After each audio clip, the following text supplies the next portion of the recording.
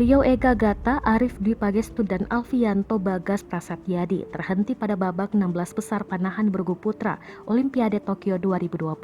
Langkah tim panahan bergu putra Indonesia terhenti setelah kalah dari tim Britania Raya pada Senin 26 Juli 2021 pagi waktu Indonesia Barat dalam duel yang berlangsung di Umenoshima, Final Field Tokyo, Jepang. Tim panahan bergu putra Indonesia kalah telak 0-6 dari Tom Holt, Patrick Houston, dan James Woodgate. Pada set pertama, Rio Ega Gata dan kawan-kawan mengumpulkan total 51 poin dari 6 busur panah.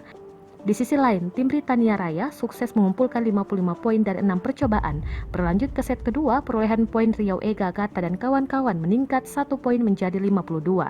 Namun, angka tersebut masih belum bisa menghasilkan poin untuk Indonesia, sebab tim Britania Raya sukses mengumpulkan 53 poin.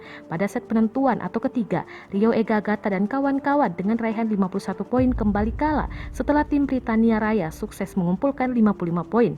Tim panahan bergu putra Indonesia pada akhirnya harus tersingkir pada babak 16 besar setelah kalah telak 0-6.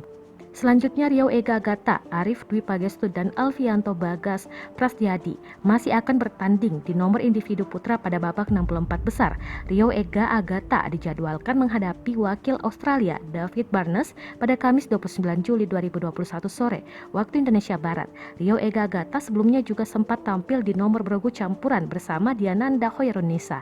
Duet Rio Ega Gata, Diananda terhenti pada babak perempat final setelah kalah 2-6 dari Turki.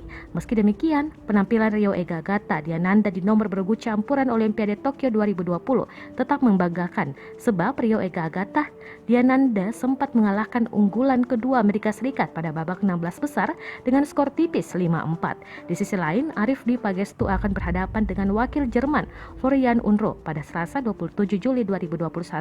Adapun Alfianto Bagas Prasatyadi akan menghadapi wakil Australia Taylor Ward pada Kamis 29 Juli 2021 pagi waktu Indonesia Barat.